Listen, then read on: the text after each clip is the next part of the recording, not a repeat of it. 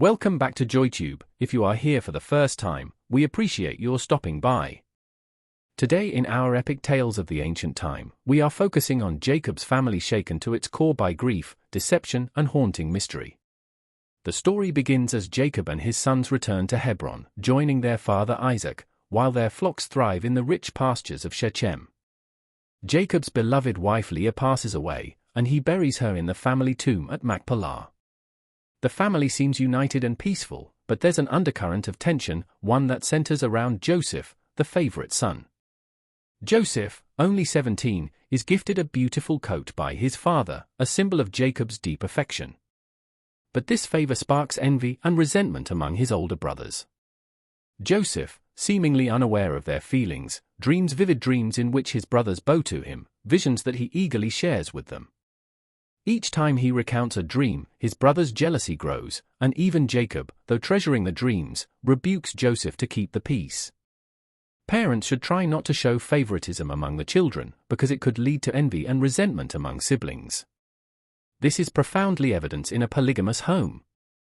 You should be careful who you share your dreams with, and avoid sharing your dreams with dream killers. Unfortunately for Joseph, he shared his dreams with his brethren and then they sold him to slavery so that his dreams will never come to pass.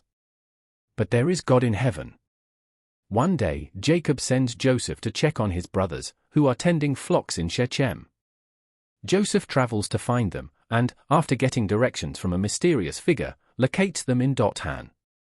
His brothers see him approaching, and their resentment boils over. They plot to kill him, to rid themselves of the dreamer once and for all. In Matthew chapter 10, verse 36 it reads, "And a man's enemies will be those of his own household." The word of God does not lie. Little did Joseph know that his own brethren could think of eliminating him. He only went to see how they are faring where they were taking care of their father's flocks, but little did he know that he will not come back to his beloved father and family again. But the God of his fathers was with him. But Reuben, the eldest, intercedes, persuading them to throw Joseph into a pit rather than spill his blood, hoping to rescue him later. The brothers agree, stripping Joseph of his cherished coat and casting him into a pit filled with serpents and scorpions. Joseph cries out for mercy, reminding them of their shared bond as sons of Jacob, but his pleas fall on deaf ears. They move away from the pit, silencing his cries as they sit down to eat. Their plan shifts again when a caravan of Ishmaelites approaches. Judah suggests they sell Joseph rather than kill him, reasoning that they shouldn't bear his blood on their hands. Just then, Midianite traders passing by hear Joseph's cries and rescue him from the pit, intending to sell him. When Joseph's brothers demand his return, the Midianites refuse, asserting that Joseph is no servant but rather a free man. A tense confrontation unfolds, but Simeon's powerful shout strikes fear into the Midianites. They quickly negotiate, offering to buy Joseph as a slave, and the brothers, feeling cornered, reluctantly agree.